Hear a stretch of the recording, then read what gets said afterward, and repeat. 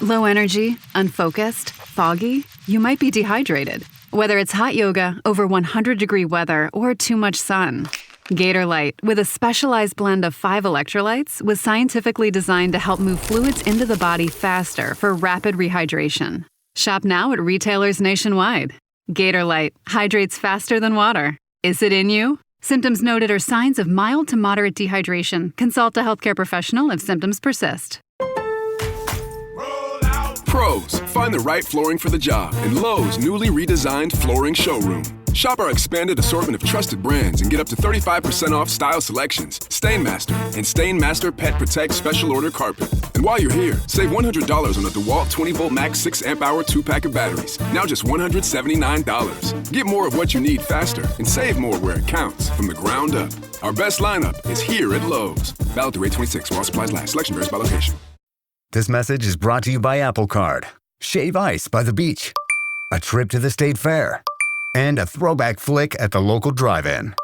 They're more than just items to check off the summer bucket list. They're also opportunities to earn 2% daily cash back when you use your Apple Card with Apple Pay. Apply for Apple Card now and use in-minutes with Apple Pay. Subject to credit approval. Apple Card is issued by Goldman Sachs Bank USA, Salt Lake City branch. Terms and more at applecard.com.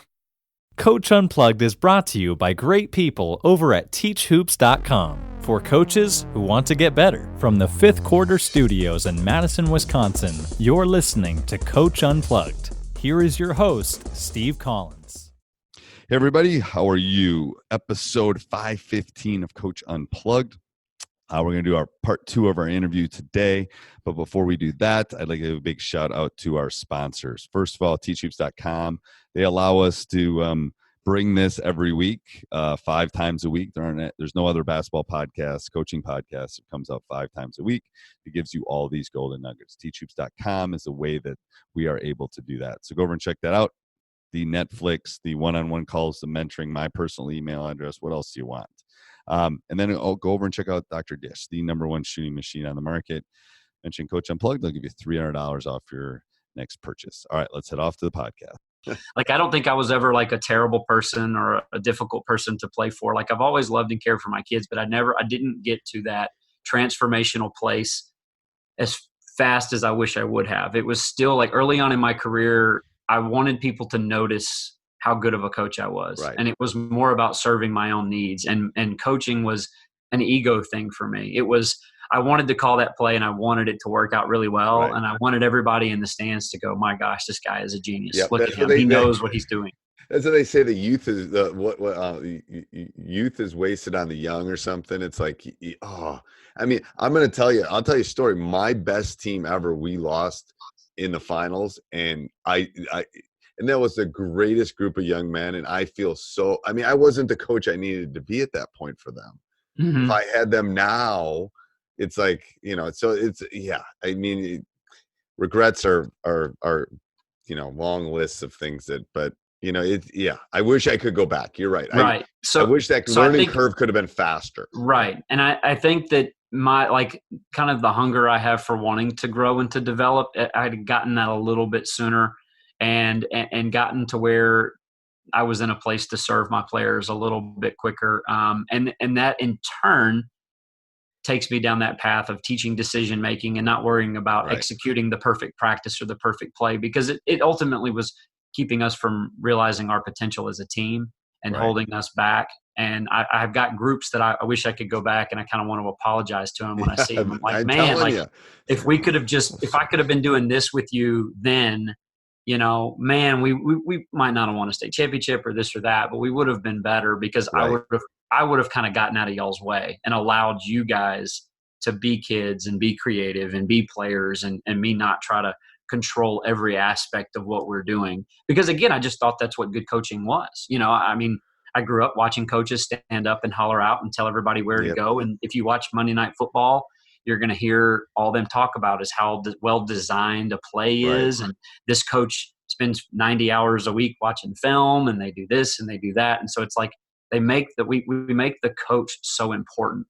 Right. And you're a young coach, you feel like you have to be that way. On my many walks with my dogs, I've had many reflections on this. I think, and I played college basketball, and and I think the issue is, for at least for me, was that change. And you've talked about it previously. Was the change from, there's things I didn't think about and I had great coaches growing up, but there were things that I was just playing, to be honest with you. I wasn't putting that depth into how coaches were. And then all of a sudden you graduate, your playing career is over, and then you become a coach. Mm-hmm. You know, it's like becoming a parent. They give you this baby and say, go home from the hospital. And you Right. look like, whoa, is there a manual? Whoa, you know, it's like, I mean, just like, it's similar. It's like they're turning over these 15 or 16 young men or young women to you to mentor. And what do you fall back on? You fall back on the things that you kind of learned while you were a player, to be honest with you. So I think that's a hard transformation. It took me a while to get out of that mode of, you're not a player anymore. Now you're a coach. Right. Yeah. And like I said, I was right around 24, I suppose. So, I had like 3 or 4 seniors. I'm only 6 years older than them, Right. and it's like, okay, listen to me and let me lead you. And I'm saying all the right things. I think I'm saying all the right things. I think I believe the stuff that I was preaching to them. And like I said, I don't think anything is done in malice or, with detriment to the kids on purpose or anything like that. But you're right. Like, here you go. You run this entire program. Be in charge of all this money. Right. Be in charge of these lives of these kids as you get put on a bus and you drive 2.5 hours in the rain and come home. And it's just like, you don't. Right. There's no class to prepare you for that kind of stuff. Right. And you got to figure out how to deal with the parents and talk to the parents and do all that kind of stuff. And no one teaches you that. Yeah. And I can't tell you how many times, when you have a conversation with a parent, their first question is always, well, do you have kids?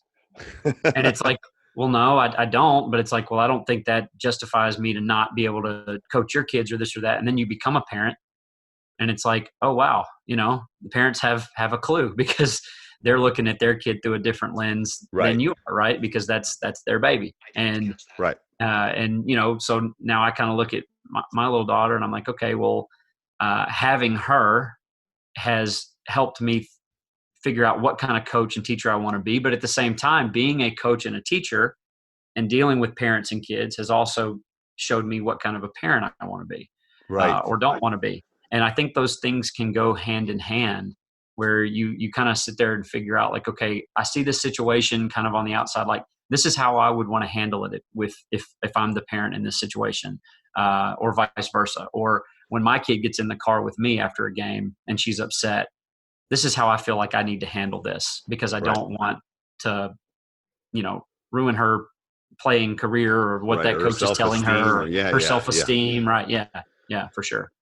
So is that what would you tell yourself? What would you tell a young coach, the 22-year-old that's coming out? Is there any advice you'd give different than that?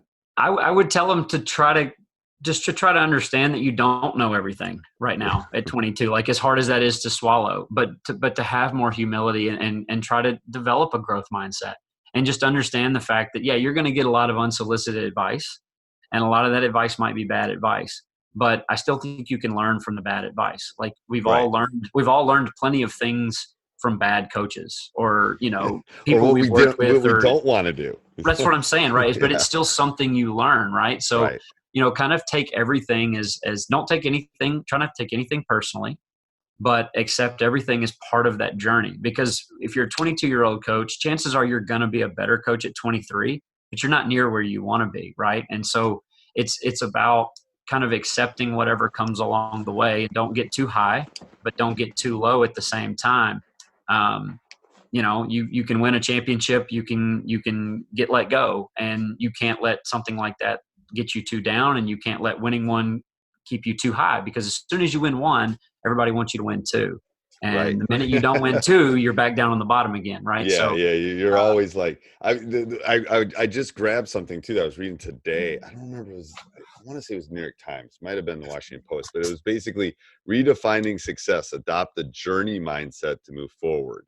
So there's basically been these studies, I think it was published in August, about, and I've learned this over time, you can't define your success by a ring or a gold ball. Right.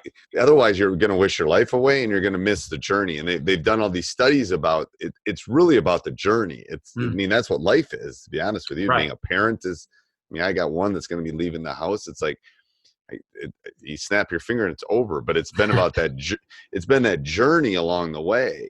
So that journey mindset, it's the first time I had heard someone actually put it in writing, but it's like, yeah, yes, it's like, so it's kind of like the, process oriented, I guess, and process over progress, right? Or progress over perfection. yeah. But it's kind of the same way. Like, when we brought our daughter home, it was like, okay, this part about being a parent to a baby is really tough. Life is going to be so much easier when X happens. And then that happens and life doesn't get easier because it presents like one extra problem. Like, okay, it'll be really nice when we don't have to, do diapers anymore. But Right. then when you're out of diapers, it just presents a whole nother Right. problem. So it's the I'm going to go on record that getting rid of the diaper stage is a good stage. It is a good stage. It is a good from having, like, I do remember that stage. It's like, ooh, this is better. This is definitely better than, when they become teenagers, but it's definitely like, I do remember that there are some thresholds. It's like, ooh, this is, and I tell people, I said that window when they're like 6 to 9 is like, ooh, that's like, you're in a sweet spot at that point. I'm telling you, you haven't reached that one yet, but it's, we're not quite there yet. No, but, they're self-sufficient.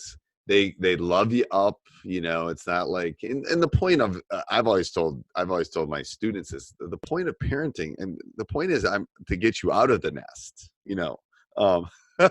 Right. Eagles actually put glass and rocks in the bottom of their nest because as the eaglets get bigger and bigger, they eventually figure out they don't want to be in the nest anymore. Right. Because they start weighing more and then they start, ooh, this isn't comfortable. I'm not leaving. comfortable. Right. Our job is to, like I tell my wife, our job is to get them ready to leave. Like, right. That's our job, to make them self-sufficient, reliable, all those things. That's our job. It's a sad job because it's like, but that's, as parents, that's what we want to do. If you could talk to one coach, any sport, who would you talk to? Oh, wow. I love that one. Wow. I always love that. I throw everybody that question. Yeah, that kind of puts me on the spot there. That's a great question. I don't guess I could like punt and say my former self. Oh, that's good. No one said that. I love that. If I could get away with that, because like we were talking about with the regrets, going back and talking to that person, or I'd even say this, my future self, right, to kind of see where we're headed. That might no. I think leave that. That's like might be the one of the best answers. That's a great answer. Do you have any superstitions? Well, to steal from Michael Scott from The Office, I'm not superstitious, but I am a little stitious. Okay, you like The Office. Where's my Dwight? I see the Dwight doll. Yeah.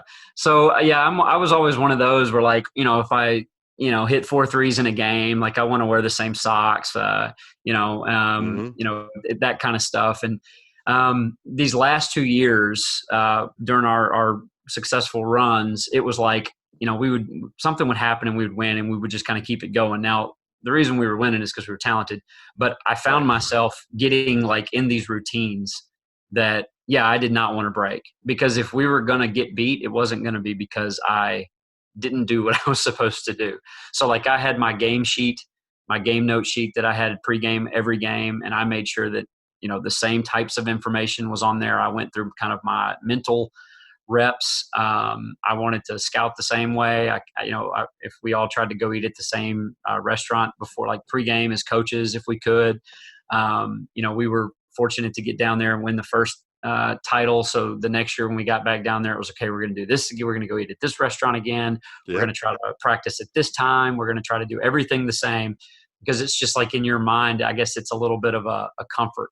And it's a routine. There's nothing wrong. I tell people it's more about routine than superstition. Right. Yeah. I would agree with that too. Yeah. It's like how you go to work every morning, how you present your classes, all that stuff it's really about routine. All right. So I'm going to give you a rapid fire, and then we'll do some closing things here. So rapid fire, I basically ask you a question. It can be as fast or as quick as you want.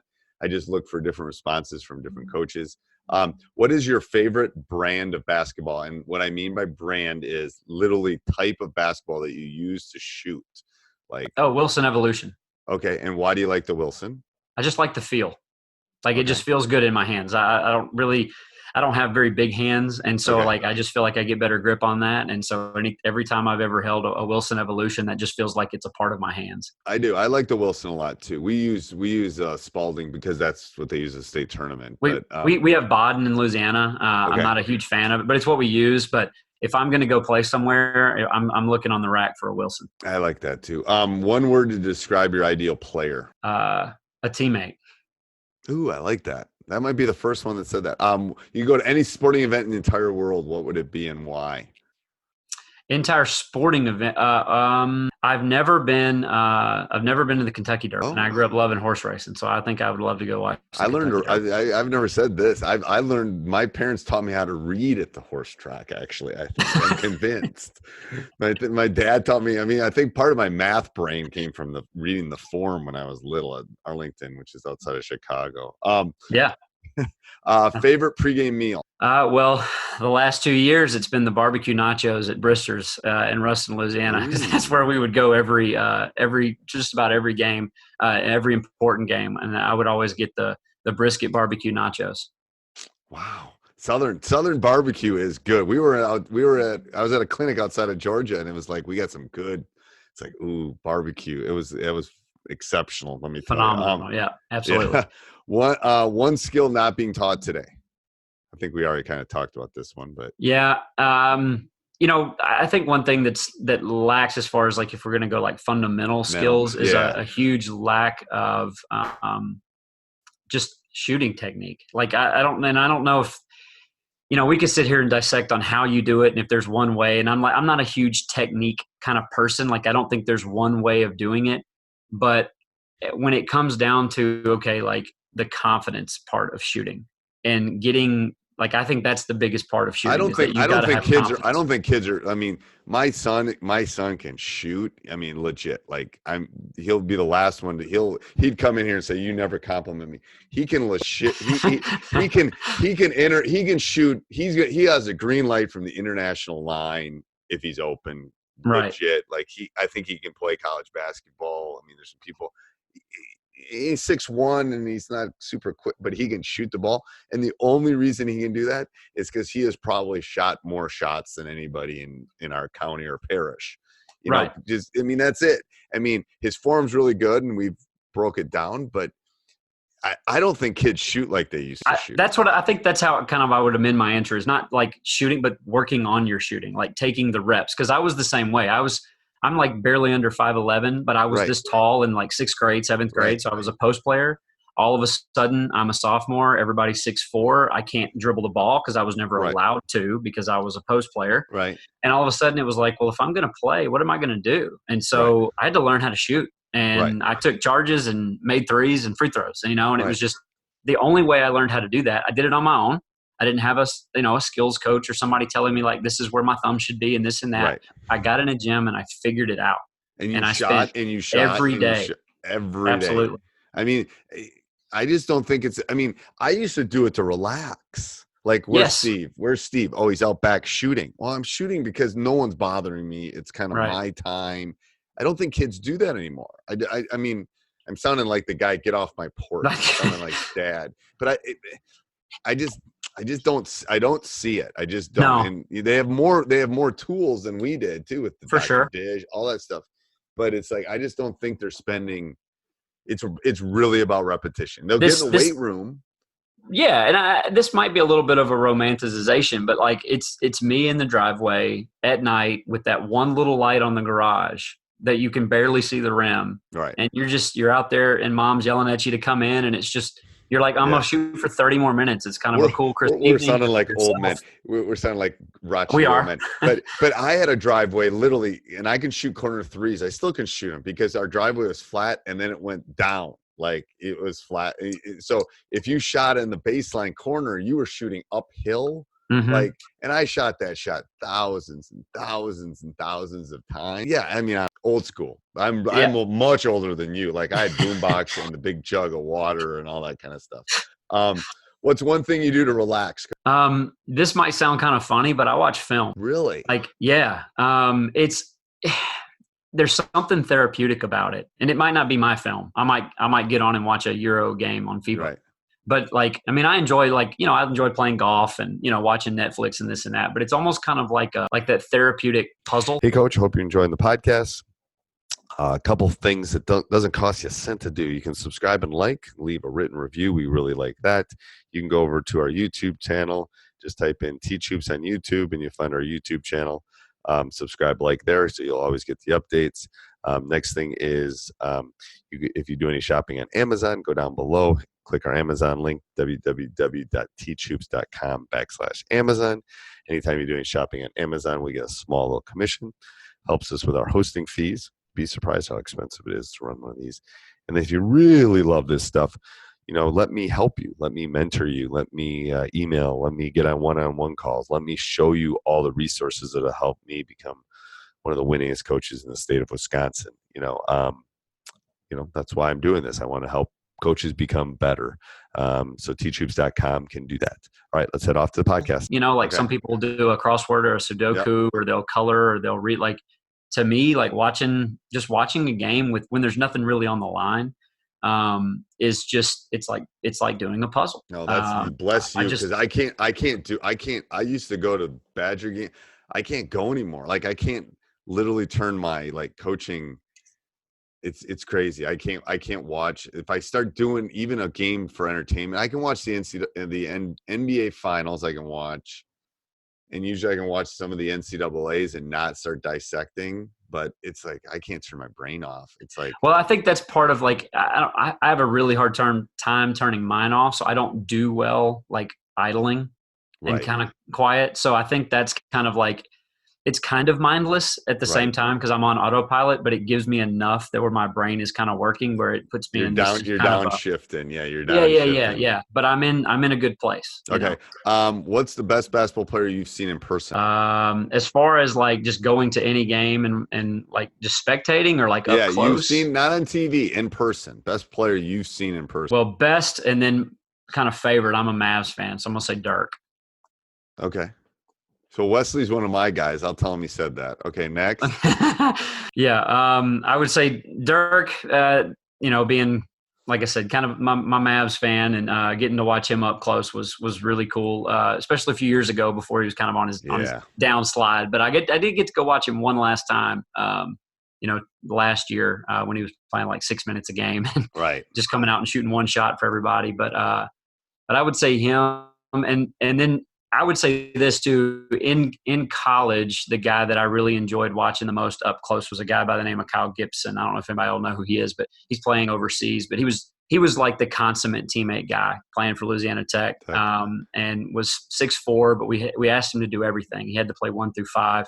And he was always probably my favorite player that I got to watch day to day, in the gym, in the weight room, film room, this and that. And how would you describe him? The consummate teammate. I mean, was he a hard worker? He was at 100%, and it was, and we weren't great that one year, but it was just whatever we needed to do to be successful, he was willing to do it. Yeah. And if he needed to score 30, he'd score 30, and if he needed to score 0, he would score 0. Right. If he had to guard the 6'9", he'd guard the 6'9". That's what I tell. That's what I tell players and other people. That, the reason Wesley has a career he's had in the NBA is not, there's probably 1,000 Wesleys walking around. For sure. He's going to outwork you. I'm telling you right now, he's going to outwork you, and he's going to be a great teammate. The two things you described literally describe Wesley. And I think even though some of that stuff is not fun, I'm not saying he enjoyed every workout. I'm not saying that he wanted to be we all have days, but it was just it didn't matter. He was that guy no matter what. And it was, if it was a 2-hour film session into an hour weight session, into pre-practice to practice to post-practice to this and that, he was the best we had. Yeah. And that's why they're the best in the world, to be honest with you. That's what separates. It's that, right. What's best player of all time? I mean, I grew up watching Michael, so I'm going to have to go. All right, Michael's winning. Michael's got about 90%. We had a LeBron recently, but I mean, like LeBron's obviously no slouch, but I mean, just my childhood and, growing up watching Michael, I'll never say anything like that. I'm telling you right now, I'm going to go on record that the one that lives in Wisconsin right now has got a shot at it if he keeps improving. Yeah. I think so. He's the freak. I mean, he's just like, there's just something special about, I mean, from what I've heard, just a workhorse, workhorse. And he's got that body that just like, that's what they're looking for right now. That long, multiple position. All right. So tell us about your favorite drill. You sent it to me. I'll put it down in the show notes, but this 30-point possession, I think it was. Yeah, right? so that leads into what we call 100-point games. Something I got from a coach and buddy of mine, and I've kind of tweaked it over the last couple of years. The 30-point possession was something that we used as a guide to kind of evaluate our half-court possessions. Like, I want to play fast. Like, I want to get up and down the floor. I don't mind shooting it as soon as we get it down there. Like, I'm all about increasing possessions, and if we can score early and often, like, let's do it. But you are going to have some neutral half-court possessions. And so that was something we kind of took from that 100-point games, and we just added point values to what we emphasized or what we thought we wanted to see in a half-court possession.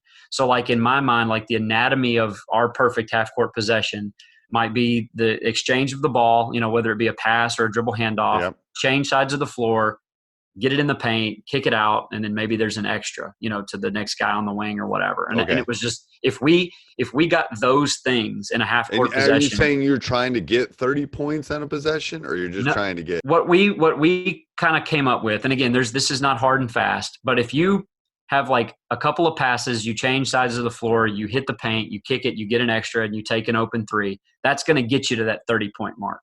Okay. And so it doesn't necessarily involve running a complicated set. You don't have to have, like, we're not saying like pass it 5 times or set 2 back screens or, change the sides of the floor 3 times before we can shoot it. It wasn't a set of rules to say we have to do this before we can take a shot. Like, we want the best open look we can get as soon as we can. But what I watched from watching all the film was that if those things happened, chances are we were getting a really, really good look. And again, that's in the context of a 5-on-5 neutral half-court possession. So we're not in transition. Meaning this is non-transition. Right. We're not in transition. Like, we need to create something here. Okay. And kick out, you mean drive and kick? Drive and kick. And then the extra would be like, I guess some people would call it a one more or something like that. Yeah, so like we always had the corner and the 0 and the 45, the corner and the wing occupied. So whoever that was kicked to, chances are the other guy was going to be getting the shot because you're beating a rotating defense at that point. Okay, and then what do you mean by 100-point game then? So that is where we would put zeros on the clock. One team would have the ball, one team would be on defense, and the first team to get to 100 points won the game. So we would count all of those things. It was kind of difficult to do. You had to get used to it. But I'm sitting over there on the side counting out, every paint touch is 5 points. And so we would count up what they got in that possession. And we would tweak it, like make it, take it. If you scored, you get to keep it. Right. So you very reasonably could score 50, 60 points in one possession. Right. Because if you got an offensive rebound, we might reward you with 5 extra points, and then you get to keep playing, right? So it was just about getting them to move the basketball, move themselves, share the basketball. Don't take a bad pull up or off one dribble that we would consider not to be a 9 on our shot rate chart. Like, how do we create the best look possible? And instead of coming up with a bunch of rules like pass it 10 times or set 2 back screens or we want 3 dribble handoffs, like, we don't know how we're going to get it. There's no predetermined how we get it in the paint. I mean, it might be my guard is quicker than you, so I just beat you off the dribble and I'm in the paint, and that's great. And we'll take that. And sometimes, yes, like when I talk to coaches about this, sometimes they're like, well, what if my guy beats him off the dribble and he scores a layup? I'm like, well, that's great. That's awesome. Yeah. But that's happening, once a game. Maybe. And what I love about this too, and I'll put it, like I said, I'll put it in the show notes. What I love about it, and I do something we call ours cutthroat, but it's this, you basically, whatever you think you need to work on and emphasize, give them points to it. I mean, sure. That's basically it. Like, yeah, I'm a big offensive rebound guy. you go get an offensive rebound, that'd be worth a lot. My 30 points. Right. You might give them 10 or 15 points. For I give that. them like you take a charge or something. So it's whatever you emphasize is what they're going to do. Right. And I love that. I mean, and that's why, like in here, like the passes and like what we would call exchanges, those were only worth 1 point. Like, because what happens is like the second string gets out there and they're like, oh, well, we'll just hand the ball back and forth to each other 10 times and get 10 points. Right. And it's like, well, then you turned it over. Like, what if you want 30 points? If you can get the ball in the paint, kick it out, get an open three, you're going to get to 25 or 30 points. And it wasn't so much about the end result either. Like, you're only getting 2 points for a made bucket. You're only getting 3 for the 3. So it's not so much about did the ball go in or not. And then the really what I think was truly valuable about this was, let's say your point guard, breaks a guy off the dribble, gets it into the paint and kicks it to the corner. Well, he is responsible for, 10 to 15 points right there. Right. And the guy that he kicks it to doesn't shoot it. They make the extra. And the second guy is the one that actually hits the 3. Your point guard gets no assist. He gets no bucket. Right. He gets no credit. But he was solely responsible for the first 15 of those 30 points. Right. And it was a way to honor him and, value the fact that he had done all the work and set that up. So like the kid that actually made the bucket, he's only responsible for the 3 points and the open shot. But the point guard, and that was a way to, again, just kind of show everybody like, yeah, you might not be the one that got that particular play in the stat sheet, but if we don't score without those 15 points of you beating your guy, getting to the other side of the floor, hitting the paint, finding the open guy, where does that decision-making come from? Like, how do you value the stuff that's never going to show up in a stat sheet? Right.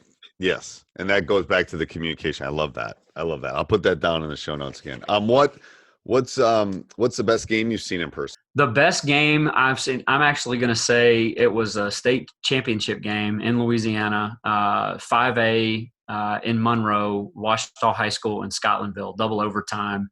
Scotlandville ended up beating them, but I had a point guard that played AAU for me, who's a senior that year, that played for Ouachita, and kind of hurt for him because they lost. But that is probably, I always say that's the best high school game that I've ever seen. But I might put that up to the best game I've ever seen because I was sitting right there on the side of the floor, just the atmosphere in there, and just the part that it was. They're just a bunch of amateurs, they're just a bunch of high school kids playing for their cities. I'll send you a clip of my 2011. We won it in triple overtime. There was 5 last-second shots to basically put it into it. There was a Chris Webber timeout for the other team. Oh no! Oh yeah, it was like. I mean, I literally had to come home and watch it on TV because I don't remember. I mean, I basically had to call timeouts to stop the clock. It was crazy. Yeah. That was a high school game. It was 2 high school amateur teams just going at it. Yeah. Just they're playing for themselves and their cities and their schools and their families and their friends. And like, for some of them, it's the last game they're ever going to play. And there's to me, there's something special about that. I know. That's why I love high school. I know. Same. I think sometimes like the best games of the year is go find a team like, and this could be football, anything. Go find a team that has a handful of seniors on it and go watch them play a playoff game because they're literally playing for their careers at that moment. And we faced a team this last year in the playoffs that had 5 seniors, and team we had beaten by like 30 something the year before in the semis. And this year we overlooked them. And I mean, they played like 5 kids whose career was on the line. And it was powerful to watch them play the way they did. They were outmatched, out-athleted, out this and out that, and they flat out outworked us, out-coached us, out everything. And it was like that was an amazing lesson for us, to not take any of those moments for granted, because they certainly didn't, which was awesome to watch. It is. It's pure. Just spend the $3, get a thing of popcorn, and go watch a high school game. It'd be my right. Best basketball coach of all time. This is going to sound kind of like cop out and cliche, but I'm a Duke guy, so I'm going to say Coach K. Just because I mean, obviously he's got the talent, but like the fact that he did it in the 90s, he did it in the 2000s, he's done it in the teens. He took the ego pros and corralled them and got USA basketball back to where it is. That's one of his bigger accomplishments. I think you could argue that's probably his best coaching job that he's done, is the fact that he took all of those egos. Like he made Carmelo like a selfless basketball player. Right. Like, you know what I mean? Like like to me, that's amazing. And That's obviously amazing. the talent is there, but it's hard to coach talent, It is. and for him to have figured out a way to get all of their self-importance and put it to the side, even if he never drew up a play or never devised a game plan or scouted it, just the fact that he was able to get them to do that, I think is That's crazy. absolutely And, unreal. And one of the kids from our league he's going to IMG this year, but Jalen's going to be going there next year. It's like, why wouldn't you? You're going to one of the best coaches in the world. For sure. Yeah. Oh yeah. No doubt about it. Favorite quote? The one I've got in my room right now, learning is experience. Everything else is just information. And that's an Albert Einstein Ooh, I love that. quote. And again, it takes me back to what we were talking about in the beginning. It doesn't matter how smart I am as your coach, or how much I know, or how many books I've read, or how much science I know to teach to my kids. If they're not a part of the experience and they're not in the middle of it, then they're not truly learning anything. I'll still be smart in my own mind, but my job is not to be smart. My job is to make them smarter and help them grow and help them develop. Right. And so that quote, I have that written on my board in my room, and that's kind of what I try to teach and live by each day for them. And then that in turn takes me to a place of service, and making sure that, again, it's not about me, it's about putting them first. And if I'm doing that, then chances are they're gonna get something out of class that day, or something out of practice, Right. and they'll be more successful. They'll get a golden nugget, is what I say. What favorite book? Favorite book? So One book you recommend. I've read a lot of good ones the last few years. The one that started all this for me was Inside Out Coaching by Joe Ehrman. That was kind of the first domino that set me down on this path. Again, talking about transformational coaching, and again putting those kids at the center of everything. And in each chapter of that book, it was like little light bulbs were going off in my head, and it was like, oh man, like I've always believed this, but I'm not really doing it, or I want to do these things, or I want to live this way, but I don't really have a plan in place to make that possible. And that book kind of helped me see a lot of that. And it was a really important domino for me, because it set me down the path of being more transformational, focusing intentionally on the culture that I was trying to build, which introduced me to Lead 'em Up program with Adam Bradley. And then that in turn got me to focus and preach more about serving others, which eventually took us into this more, conceptual games, Right. Small-sided games approach. And just all of that started to come together for me. And that book was, I give that credit for what, started all that for me. Okay. So I'll put that down so people can find that too. All right. So a parting word for a young coach or someone listening to this podcast, what would be your parting words, Coach? I would say, I guess some advice that I would give is try to find you some people, like a close-knit group of coaches that aren't completely like-minded, but Right. you have the same values and beliefs, and communicate with them almost daily. And they will question you too. It's like, Right, I have one of those on my staff. I want one on my staff. I didn't used to, as I gotten older, I've told this 1,000 times. I want somebody on I have a Yoda on my staff, someone that's more knowledgeable than me. I have someone on my staff that's going to question me. I want that. It's like you got to find that group, that mastermind group. It's very important for. Yeah. I love what growth. I love what you just said there. 'Cause that was, I think, the problem I had at 24. I was the smartest guy on my bench for the 7 years I was there. And that's not a compliment. That's not a good thing. You don't want to be. So as a young coach, don't be the smartest person in the room.